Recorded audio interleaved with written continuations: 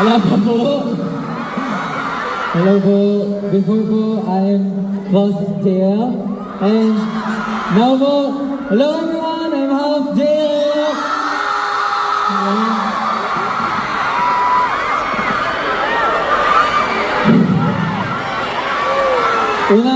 Unang-una po sa lahat, gusto ko po sabihin po na maraming salamat po.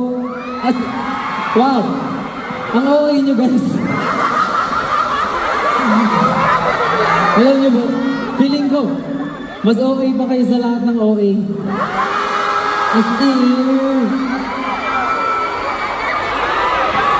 And gusto ko din po pasalamatan po kayong lahat po.